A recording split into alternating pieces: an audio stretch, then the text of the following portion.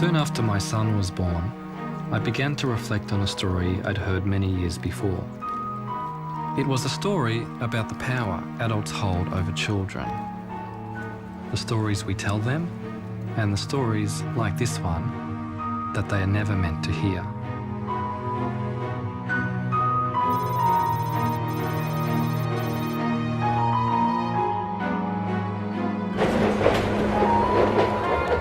The 6th of April 1966 started just like any other day in the city of Melbourne. Then something very strange appeared in the sky above the suburb of Westall. It hasn't been explained to this day. This boy come running in and say, Mr. Greenwood, there's these things in the sky, these things in the sky. We looked up and we just saw this saucer type thing taking off. It wasn't a plane, it wasn't a balloon, it was nothing like that. A lot of the kids took off towards where it seemed to go. All the students were just running all over the place, hysterical. Westall High School as a teaching situation ceased. My girlfriend and I sat on the fence, climbed the fence, the school boundary, and we were crying, thinking it was the end of the world.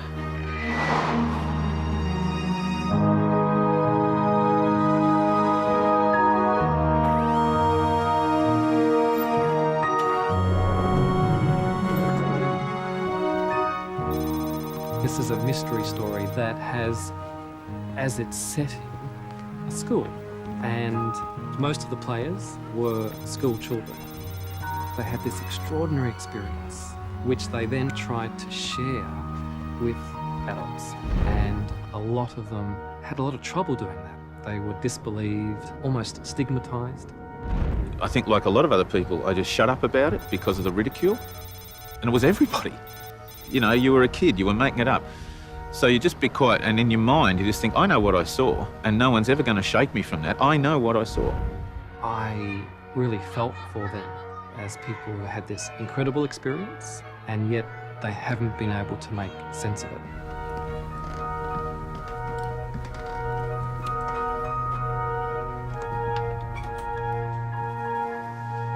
This is the biggest mass UFO sighting in Australia, yet it seems to have been suppressed, deliberately kept out of the public view.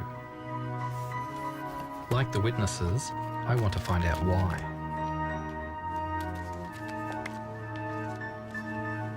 Whatever material was created about this story has simply been buried. And yet, this memory has survived. And it only has to be slightly pricked. And it's like the floodgates open and all the memories come rushing out.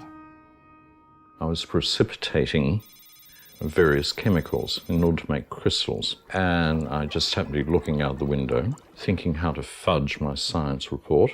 What I saw directly south was something that I'd never seen before. We were out playing sport on the oval. One of the kids yelled out, look up in the sky, you know, it's flying saucers. And I remember we all looked up and it really was a flying saucer. I mean, from what you imagine, a flying saucer, it was a round silver disc, and it seemed to be very low over the school. And I remember kids screaming and running inside. This student came in, was hysterical, leaned up against a sliding door, screaming, there's a flying saucer in the oval. And of course, everybody started to head towards the door, and the teacher said, sit down, it's not recess yet. And a few minutes later, the bell went off. Everyone started moving, like a whole lot of zebras being terrified by crocodiles. I went where the herd went.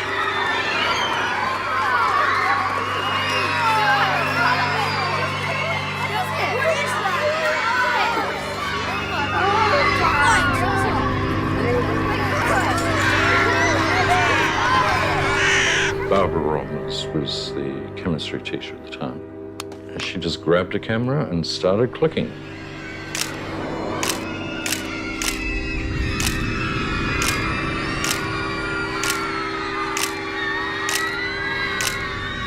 Went into the staff room. Because I knew I wouldn't have a chance to have a cup of tea any other time, I went to get a cup of tea. And then because I was a smoker, and this is something that has stayed with me for 42 years. Yes. I lit up a cigarette, and so I don't know how much I delayed before I went outside. Everyone just took off out into the oval. In time to see it lifting off from the oval, it was probably, I don't know, 50 feet or more in the air at that stage. I see Andrew Greenwood, the science teacher, coming towards me, and he said, "Did you see it? Did you see it?" And he pointed up in the air, and I said, "No, see what?" I have a very, very clear picture of him, and I remember almost exactly what he said. And he said it was up in the sky, it moved in incredible speeds, it hovered, it seemed to go away, and there seemed to be light planes. He thought Cessnas he thought they were actually checking it out from the Melbourne airport. Yes. And they were circling around it. Sort of stopped dead, and stopped dead in the air, and then it just sort of started descending straight down.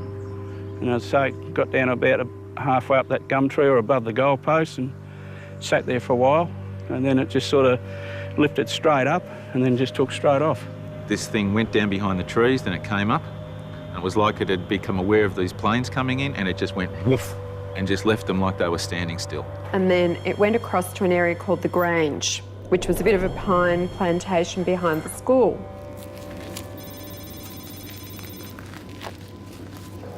Because I walk around with the Westall story inside my head, as soon as I enter the landscape of Westall, out it comes like a three-dimensional children's storybook. It pops up out of the soil.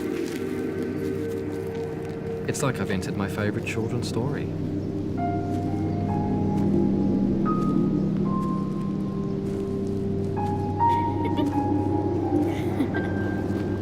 The Grange was a special place for Westall students. It's where they went on cross-country runs, but it's also where childhood games and hunting for lizards gave way to illicit smoking and steamy liaisons.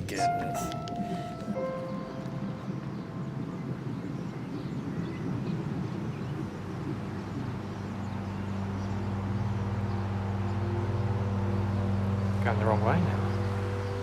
Let's be back here.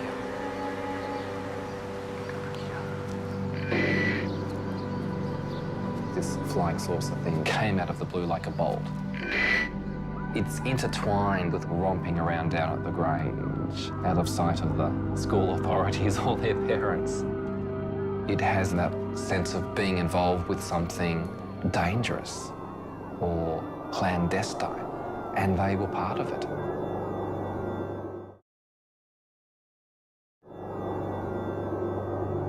A lot of the kids took off towards where it seemed to go, and it disappeared down behind the trees. So we all got through this fence and ran towards where it had appeared to land. Tanya and I and this other girl, we were over the fence. Tanya was in the lead, and we ran towards where it was coming down. I lost sight of Tanya. She was in front of me. A couple of girls got there faster than me. I was a bit slow. And they'd actually passed out. And apparently it did land, because when we got there, there was a great big round patch of like flattened yellow, almost burnt, although I'm a bit sketchy on that. I can't remember if it was really burnt or whether it was just flattened, but it was sort of yellow, and the grass was all flattened in a swirly sort of a pattern. Before I got there, the disc came back up again, so I stopped chasing it. We looked up and we just saw this saucer type thing taking off, and it seemed to turn side on and just disappear into thin air. Well, what about your friend Tanya? I believe she did see it on the ground. She did see it on the ground? So I was given to believe, yes. But I went back to school, and Tanya went back to school and basically had gone all to pieces. There was definitely an ambulance on the oval, and I was told that she'd been taken away in the ambulance, and that was the last time I ever saw her. Wow. She was just gone, and she never came back to school.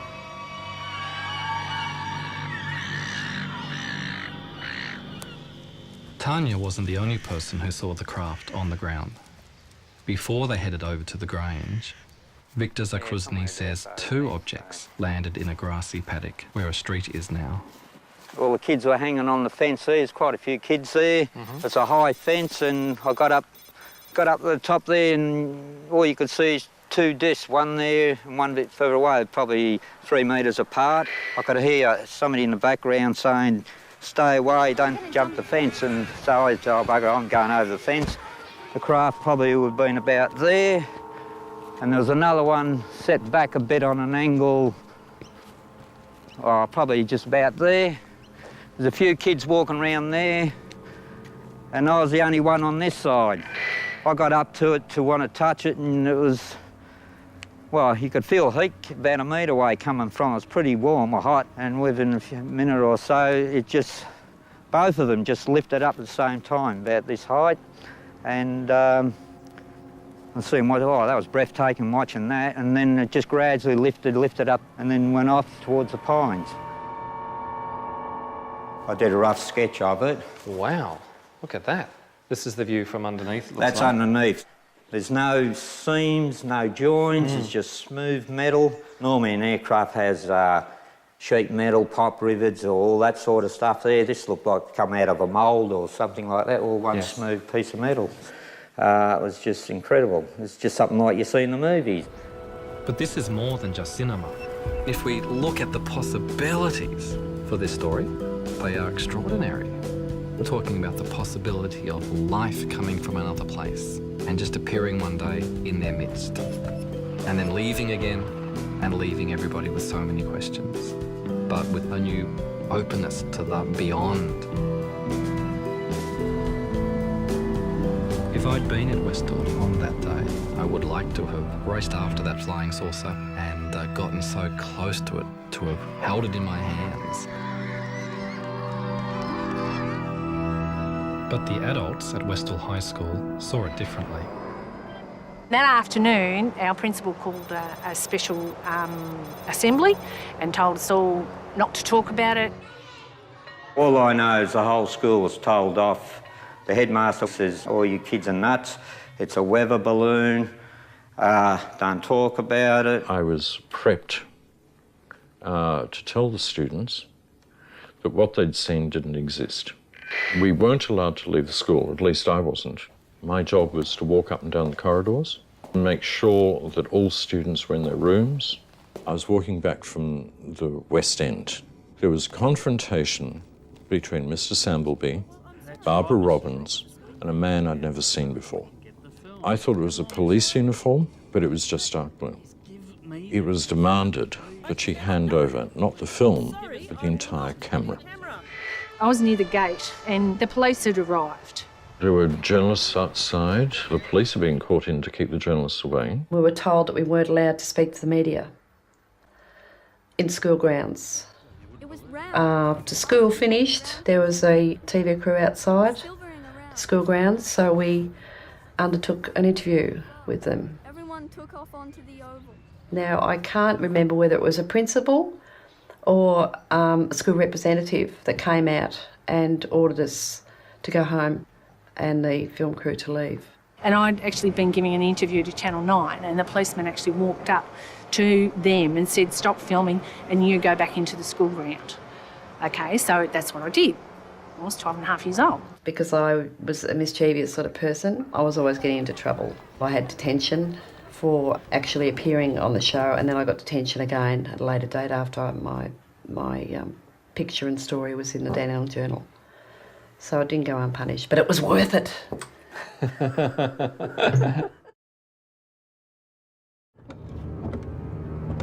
I now had 2 new leads to follow, Channel 9 and the Dandenong Journal.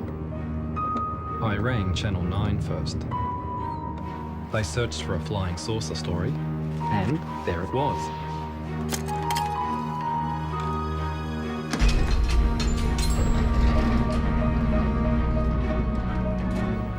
Now all I have to do is find the can with the matching number.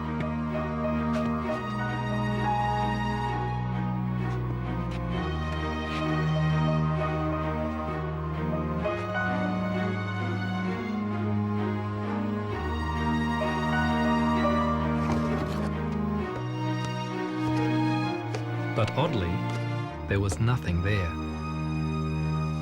I was absolutely devastated, and nobody had any idea where it had gone.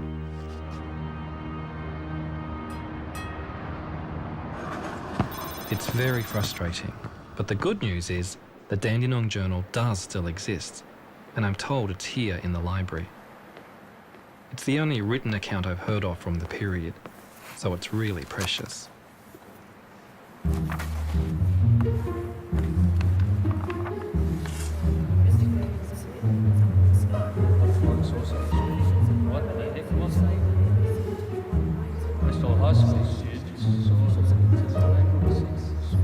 Something obviously happened. Some people apparently didn't want the kids talking about it, and that raises all sorts of questions. Why couldn't it have been discussed? Why couldn't it have been talked about openly? And why couldn't anybody find any more information about what it was? The headmaster, Frank Sambleby, is a key part of the story. He's passed away, but I hope his children, Max and Gail, can shed some light on his behaviour. Hello, Shane here. Anybody home? Hello. How are you? I'm good. How are you? Max? Nice to meet Hi. you. Nice to meet you. Thank you very much. Thank you. He played 50 games for the Hawthorn Football Club. He was a half-back flanker, and in those days, half-back flankers ran in straight lines, and that's what he did. He was pretty black and white, and he had a very strong sense of right and wrong, and yeah, if it didn't fit in with what he believed, then yeah, he found it quite difficult. And this thing would have been seen as something that was disrupting the smooth operation of the school. And he would have been a sceptic as well. I mean, he didn't believe in supernatural things. He believed in the real life, didn't he? You know, when we were kids, there was a picture on the wall of a Roman soldier standing, holding his spear, and the lava was all falling down from Pompeii, and people in the background were all crouching and running. And Dad said, "See, he's standing there doing his duty." And, you know, that, I mean, as children, we had to learn that discipline was important, respect, all those things, all the old values. And, yeah, he found it really hard as things changed he was pretty judgmental. There was plenty for Frank Sambleby to be judgmental about. In the 1960s, rebellion at home and on the streets brought many young people into conflict with the establishment. Schools were run like the military, and teachers demanded respect and obedience. Westall High was no exception. I tried to contact some of the teachers, but many have passed away. As far as I know, only the science teacher, Andrew Greenwood, saw the object in the air. Although he's spoken with me privately, he refuses to go on the public record. Several teachers dismissed the whole thing as mass hysteria. The response left students feeling confused and conflicted. Some are still searching for answers. I want to find some sort of proof that this happened, so we don't keep on, you know, getting called silly people. And, you know, no one's ever wanted to know the details before. They just think I'm stupid, and, you know, they don't want to know the story. I said, I've seen UFOs or flying saucers, and they say, yeah, sure. What drugs were you on that day? And, you know, I was 13 years old. I was at school in the daytime. I wasn't on any drugs.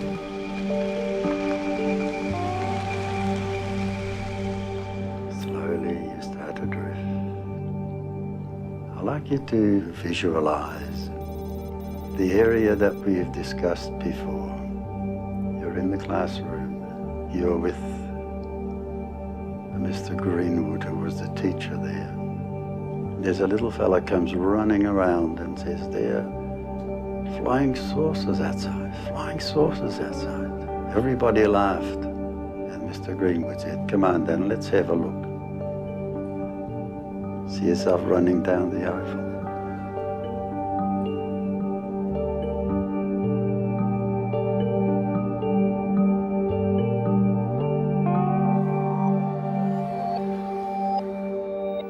We're all affected by our experiences that aren't ever properly acknowledged or accepted.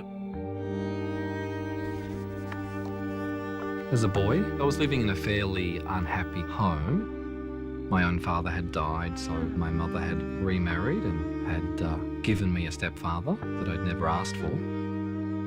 I was quite powerless, and no one really seemed to understand what I was experiencing as a child. I never really had anyone talk to me about it. Just having it acknowledged that what I was going through was real, that would have been a start. 1, 2, 3. Even though I know it's true, the more I try to see it again, the harder it becomes, I think. I can see bodies, but I can't see people, faces, you know. Mm-hmm. But I can still see the trees and the... Yeah, and the things. It was, yeah. The feelings don't go away.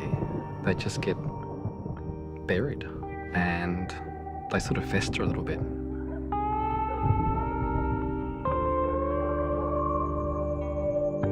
I saw the classroom for the first time, and then I saw heads bobbing, walking across the oval towards the end of the school ground, and then there they were. Still not 100% clear, but I know what they are. They're UFOs. If they were UFOs, there should be people around the area who can corroborate what the students saw. A headmaster might be able to shut down a high school, but surely not a whole suburb. Within days of delivering my flyers, I'm contacted by a new witness, Paul Smith, who used to work on a property next door to the Grange. We were loading up for market, and as we were pulling the carrots up, I looked up and I was facing the object in the sky, and I just thought, oh, somebody's got some way of projecting a film of something into the sky. I didn't believe that it was really happening. But my boss turned around and he saw it, and we stood there looking at it for several minutes. A few moments later, the children came over from the high school and they noticed us, they saw us, and they sort of took a while to make up their mind whether they would come onto the property, realising it's private property. Yes. And they decided they'd come in anyway, and they did. They ran straight over the market garden, and they crossed and walked down here to this corner. After a while, trucks turned up with, it looked like army trucks. Right. And there would have been about 20 guys got out. About how long after the object had vanished in the trees? Oh, I think it was only 20 minutes, which is not a long time. How did you know they were from the army? Well, they were khaki-coloured trucks, the covered in patches, you know, sort of, that they, to hide, you know. Like camouflage? Camouflage truck, yeah. And it was the long ones that carry quite a few people, and a couple of jeeps. So a couple of trucks, and a couple of jeeps, and about 20 men in uniforms? Yeah. And the uniforms were what sort of uniforms? Just khaki-coloured uniform. Just khaki? Yeah. No other, don't remember any other sort Not of... that I can remember, colours or... No. I went looking for a military expert. If the army was able to turn up in just 20 minutes, where could they possibly have come from? It's quite evident that there was no deployable troops available in Melbourne at the time. The main units were all logistic, the supply battalions and so forth at places like Broadmeadows. There were lots of citizen military forces, today's equivalent of the Army Reserve, part-time units, but they couldn't have responded so rapidly, and nor could they have responded in such a large number. I've come to the conclusion that the first people to respond to the incident at Westall would have been civilians of some sort, quasi-civilians, probably working for defence and probably wearing the sort of work dress that civilians working for, say, the Department of Supply, say, the research and development establishments of the period, the sort of work dress that those personnel wore. I discovered that other people in uniform were seen in the area on the day of the sighting. Les Medju went to the Grange with his younger sister, but they saw what seemed to be a different unit. We hid behind this tree, but fortunately this tree, the branches came down to the ground. Here we are, crouched down on our knees, and we can only look every so often as this tractor came around. He was on guard duty. This was a farmer who has decided to help out. We observed 2 army trucks, 2 men in camouflage, and 2 men in blue uniforms. We better cover this area. And it appeared that a soldier was using a metal mine detector. He's walking around sweeping back and forth. Keep down. They'll see The next time I see them, they turned and they started kicking violently at the ground. The 2 officers decide then, time to come back. They come back to the truck and they were gone, and then we could enter the paddock. We had no idea what we were walking into. We didn't know what those army men were doing, and all I can say, it was just, what is this? To have the army there and all the rest of it, it was something important. They certainly were not Australian, because Australians were not using camouflage uniforms in those days, in the mid-60s. Nor would they have been British. But the description of the uniforms certainly matches those worn by the United States Air Force in the mid-1960s. There were American military and intelligence personnel in Australia in 1966 as part of the Vietnam War effort. The Cold War between the USA and the Soviet Union was in full swing, extending across the world and even into outer space. We choose to go to the moon in this decade and do the other things, not because they are easy, but because they are hard. The space race between the superpowers fueled the public imagination at all levels. Flying saucers have invaded our planet. Washington, London, Paris.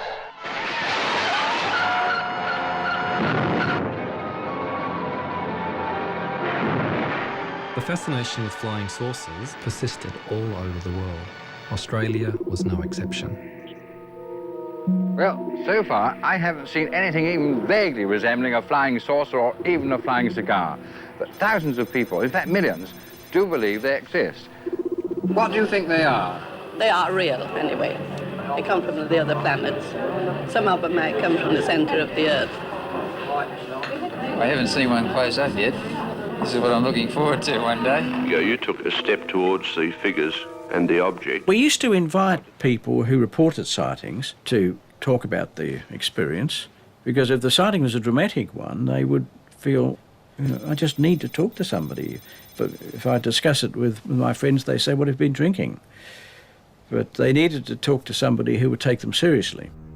Although society members tried to investigate at Westall, they came up against a wall of silence.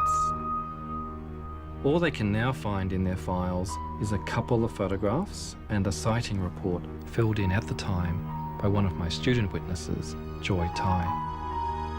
They also went to Moorabbin Airport to look for the pilots of the aircraft that apparently chased the UFO, but nobody came forward. I decided to do my own investigation. I contacted a retired air traffic controller to find out how a UFO and several light planes could fly so close to each other without a report being made. Who was responsible for controlling the airspace? Moorabbin Tower was responsible for the area within a 5-mile radius of Moorabbin and up to 3,000 feet. And above that, it was the responsibility of Essendon Approach. If you're in a tower, you have the aircraft in sight all the time. 5 aircraft on the edge of the airspace, 5 by the way, in broad daylight, they should have been able to see. They may have found something that they thought shouldn't be made public and therefore hushed up. There is evidence that the American government wanted to stifle debate about UFOs. They set up a committee to objectively investigate UFOs, but a leaked memo revealed that the whole investigation was a sham. The government's most vocal critic was the top atmospheric scientist, Professor James MacDonald. Why has the government taken this attitude, in your opinion? As a result of the extremely heavy wave of sightings in 1952, the CIA and Air Force became so concerned over the sheer number of reports that were tying up American intelligence channels that they wanted to get this signal out of the system, asked the Air Force, the CIA asked the Air Force for a debunking policy. The literal wording was to debunk the flying saucers, to decrease public interest in the UFOs. Regulations were promulgated very shortly that made it a crime, punishable with, I think it's $10,000 fine and or 10 years in prison to release any information at airbase level on UFOs. And as a result of that, nothing resembling any scientific investigation has been going on in the past 15 years. In Australia, we followed the American policy of ridiculing UFOs, so I started searching for other sightings that might have happened around the same time as Westall. I discovered that 4 days before Westall, a witness took a photo from his backyard in Melbourne that matched descriptions of the object above Westall. Then, just 2 days before Westall, Ron Sullivan was driving in central Victoria when he noticed a strange light display in front of him. Got up towards it and holy moly, the whole thing lit up and the 10-foot area at the bottom sort of come up and met the top, and the headlights of the car was the biggest awesome thing I've ever seen. They just pulled to the right as if they were magnetised.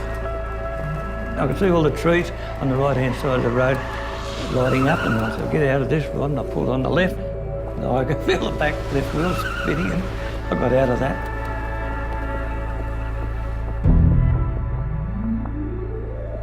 Ron only reported the incident after he heard that a young man died when his car collided with the same tree Ron had narrowly missed 2 days earlier. A couple of people from government departments came and visited me. I know one was from the Air Force. They looked at the car, just walked around. I said, well, let's know what you find out. And they said, yeah, we will, Mr. Sullivan. Never heard any more about it. When I checked out the Royal Australian Air Force's list of UFO sightings for 1966, none of these cases were mentioned, though we know they investigated them. It took 16 years for records to be made available to UFO researchers. They knew what I wanted to look for, and when I arrived, there was a body of files there that consisted of a couple of very large postal sacks. I kept requesting more and more files, and ultimately I got to a point where I examined a continuity of files that satisfied me that I was seeing a comprehensive picture of the RWF investigation at that time. I had a shopping list of things that I was focused on, and one of the key cases that I wanted to find out about was the Westall case. And surprisingly, with the rest of the shopping list I was fairly successful, but the Westall case, given that there seemed to be literally at least hundreds of people involved with it that had media attention at the time, there appeared to be evidence that there was a military investigation at the time. There was no Westall file. The disclosure team was between about 6 and 9 people over the years. As you can imagine, a 4 or 5 year project, as it turned out, needed quite a lot of effort. Literally was looking through hundreds and hundreds of file titles, maybe even thousands in the end. Along the way, we were always looking for files on the Westall incident from '66. We started off with the Air Force, but within the Department of Defence, we also checked out files belonging to the Air Board, unit files from Air Force bases, former Department of Civil Aviation, Air Safety Bureau, CSIRO, intelligence files, ASIO. But the net result is we found nothing in this mammoth volume of government documentation which would even begin to be a hint that there was something about Westall in the government files. So amazingly, we drew a blank. The Westall sighting had clearly been erased from the record, but why? I hoped some publicity would draw former authorities out of the woodwork. I'm Shane. Channel 10, nice to meet you, Shane.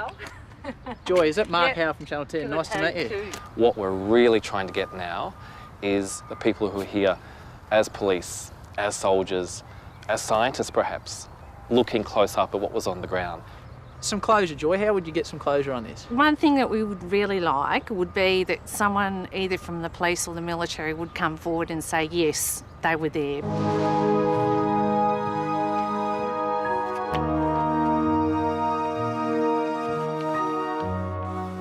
Nobody from the authorities contacted me, but another witness did. Kevin Hurley saw the circles at the Grange on the day of the sighting and went back the next day for another look. Then when we came to the area where we'd gone through the paddock, Yes. there was the Air Force of the Army, a whole group of them there, stopping us from going through into the paddock. Don't come near this in this area, and we just headed off back home. And did they give you any reason No. why you couldn't come through? No, there were vehicles on the paddock, and they had some sort of instrument which at the time I thought looked like Geiger counters. The strong memory I've got is what happened after that. About a week later, I decided to go back again to have another look. As soon as we got down to where the paddock started, all the grass had been cut, which was quite disturbing. Wow. So then we walked through that area to where the circles were, and when we got into the area where the circles were previously, the whole area had been burnt, destroying all evidence. You asked me whether an R&D establishment would destroy evidence. Yes, of course they would. Bearing in mind that in the 1960s, Australia had great success financially with some of their pilotless target aircraft. Information related to some of these sorts of projects, if it was to be released to the wrong party, then it would have very adverse effects on Australia from a financial point of view. Any surviving documentation would be in Defence Central somewhere, but also probably overseas with the Allied. There may even not be anything left in Australia, because bearing in mind it would have been very highly classified and could well have been destroyed, as so much of that sort of record is after a period of time.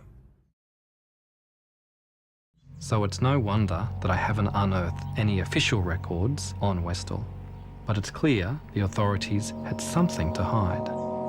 Just got called into the gymnasium and then these people spoke and, they just sort of said, oh, well, what you saw was sort of an experimental thing and, we just don't want anyone talking about it or it going any further. So How many people were there that came and, do you remember? I think there was 5, from memory. And they were they men and women or?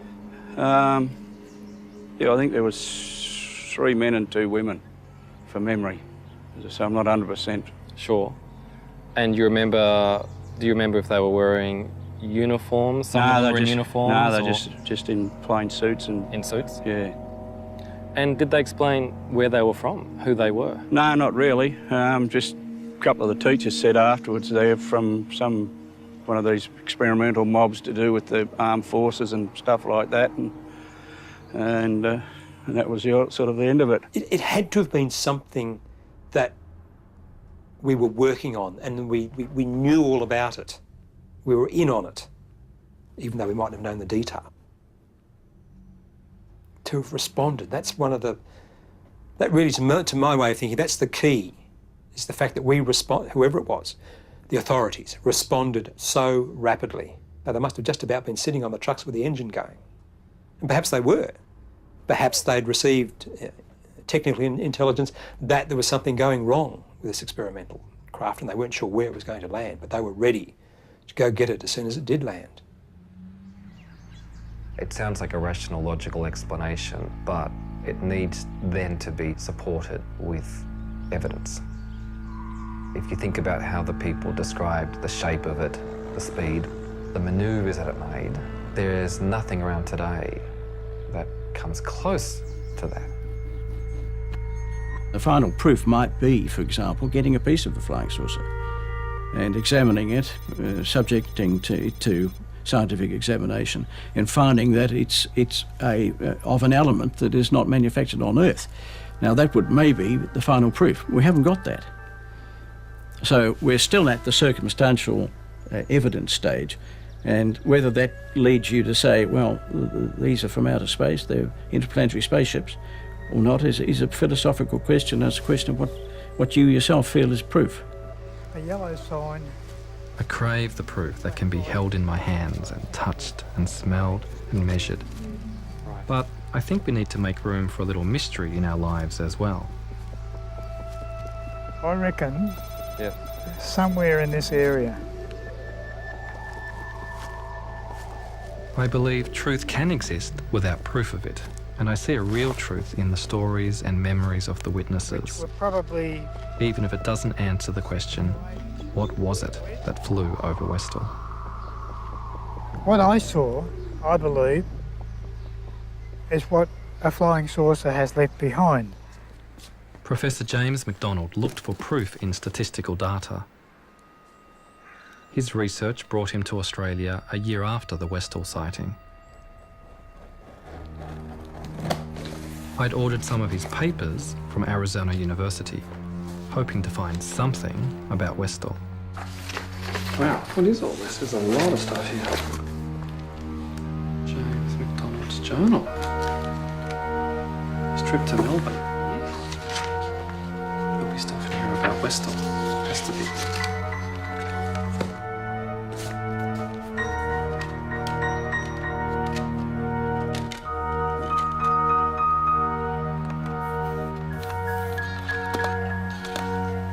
And recording next a discussion with Mr. Andrew Greenwood in connection with the Westall sighting. This business about the headmaster, he's the one who seemed to be quite influenced by some pressures to keep things quiet. He just told me that an Air Force officer had been out to the school, and I was teaching at the time, and he told me that he wasn't going to interrupt my class so that I could speak to them. He promptly told them to get lost, I gather. They can't have had much time with him, because I know I was very friendly with the senior master of the school. He said they were only in his office for very few minutes, and Sambleby had sort of come out fuming and muttering, what rot, and all the rest of it. It's nice to have somebody telling the RAAF that it's a lot of nonsense and sending them packing. Victims of their own propaganda here. Yes. Now I had further corroborating evidence that the Air Force was involved at Westall. But students said other senior authorities also came to the high school.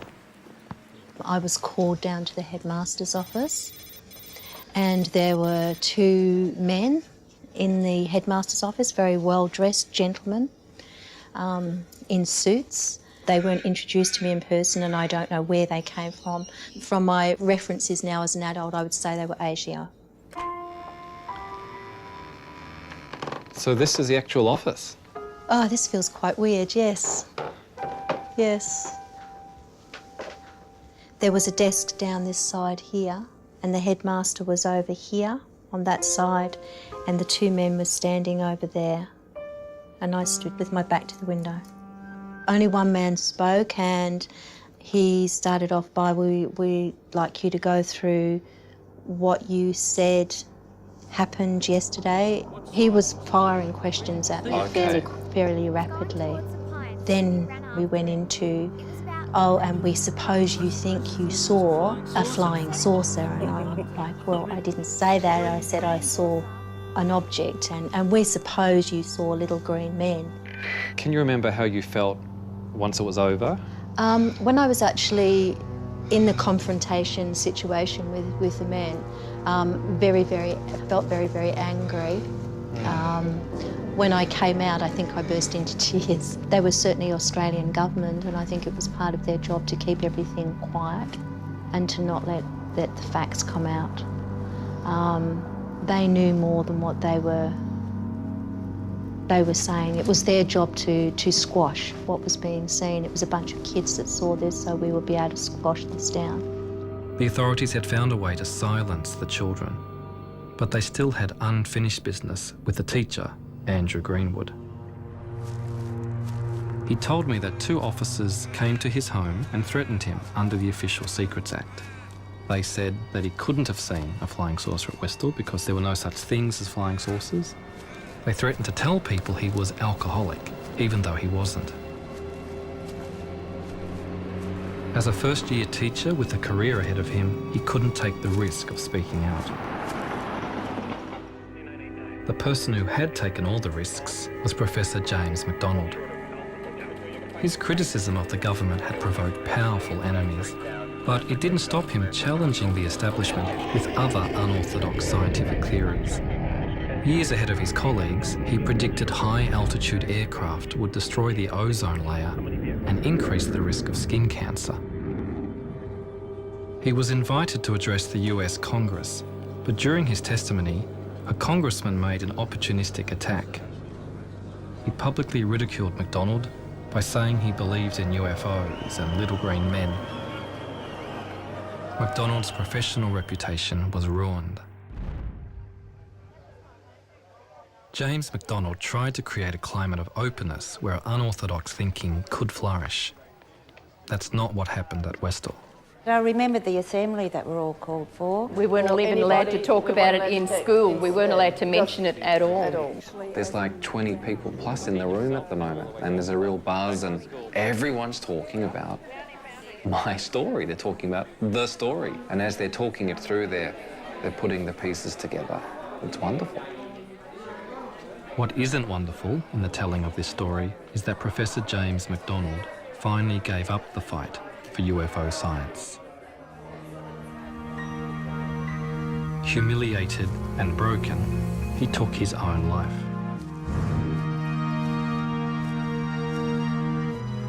MacDonald's suicide played on my mind.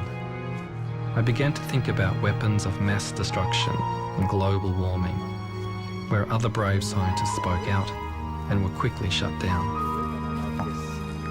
I want my son to grow up in a world where it's possible to discuss and investigate even the craziest ideas without fear of ridicule or punishment. Side to side, swaying.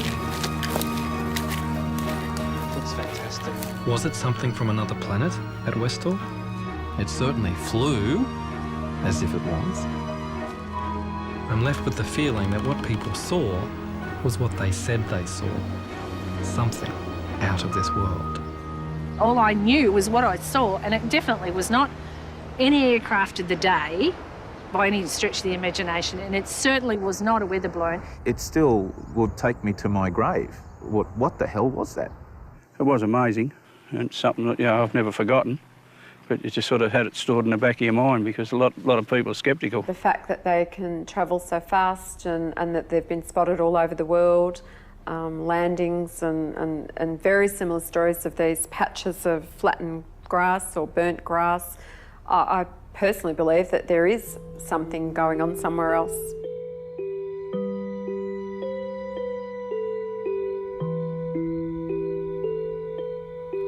I believe there's life out there is. I don't know what they look like, but I'm not afraid of them. I look up at the sky and say, like, where are you people? Come and talk to me.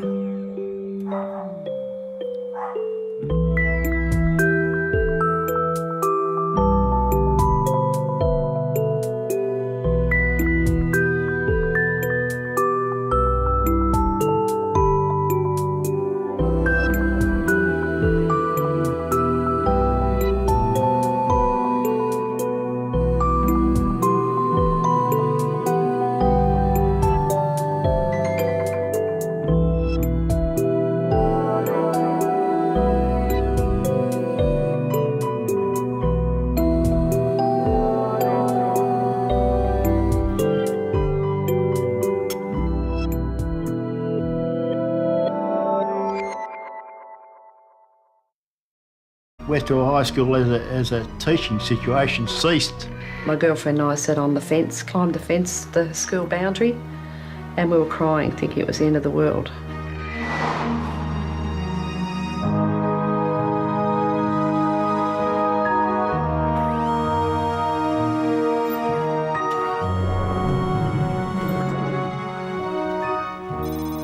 This is a mystery story that has, as its setting, a school, and most of the players were school children. They had this extraordinary experience, which they then tried to share with adults, and a lot of them had a lot of trouble doing that. They were disbelieved, almost stigmatised. I think, like a lot of other people, I just shut up about it because of the ridicule, and it was everybody. You know, you were a kid, you were making it up. So you just be quiet, and in your mind you just think, I know what I saw, and no one's ever going to shake me from that. I know what I saw. I really felt for them as people who had this incredible experience, and yet they haven't been able to make sense of it.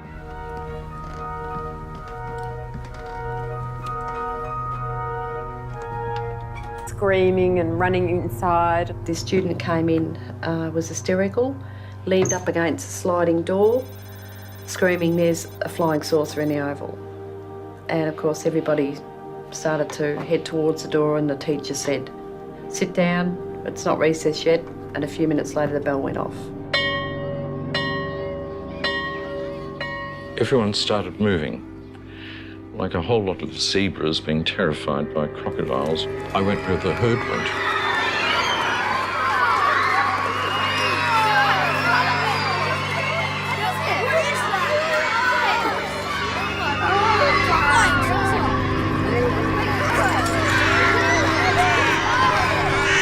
Barbara Robbins was the chemistry teacher at the time. She just grabbed a camera and started clicking.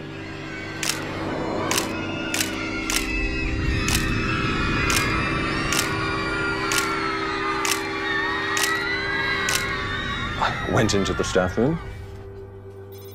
Because I knew I wouldn't have a chance to have a cup of tea any other time, I went to get a cup of tea. And then because I was a smoker, and this is something that has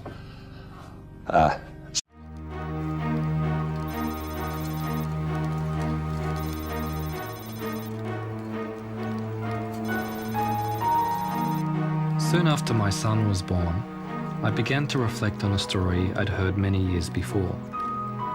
It was a story about the power adults hold over children. The stories we tell them, and the stories, like this one, that they are never meant to hear.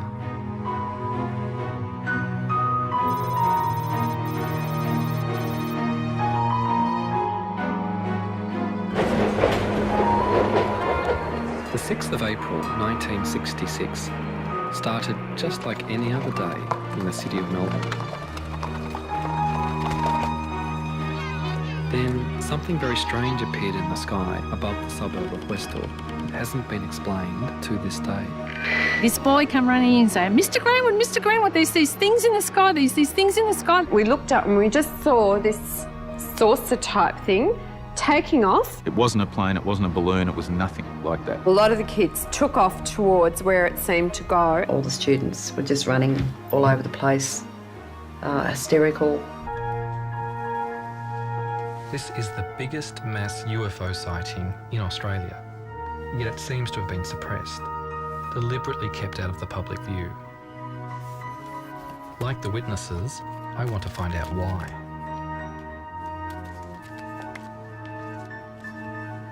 Whatever material was created about this story has simply been buried. And yet, this memory has survived.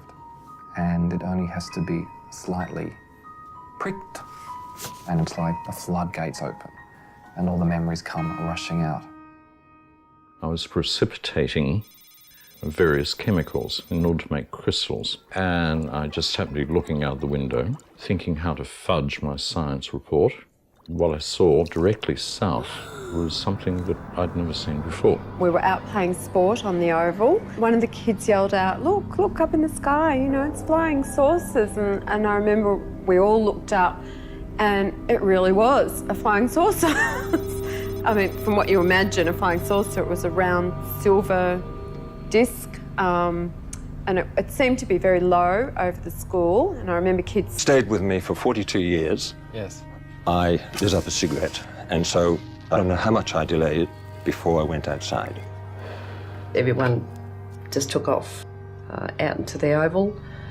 In time to see it lifting off from the oval, it was probably, I don't know, 50 feet or more in the air at that stage. I see Andrew Greenwood, the science teacher, coming towards me, and he said, "Did you see it? Did you see it?" And he pointed up in the air, and I said, "No, see what?" I have a very, very clear picture of him, and I remember almost exactly what he said. And he said it was up in the sky, it moved at incredible speeds, it hovered, it seemed to go away, and there seemed to be light planes. He thought Cessnas he thought they were actually checking it out from the Melbourne airport, and they were circling around it. Sort of stopped dead. And stopped dead in the air, and then it just sort of started descending straight down. And I'd say it got down about halfway up that gum tree or above the goalpost and sat there for a while, and then it just sort of lifted straight up and then just took straight off.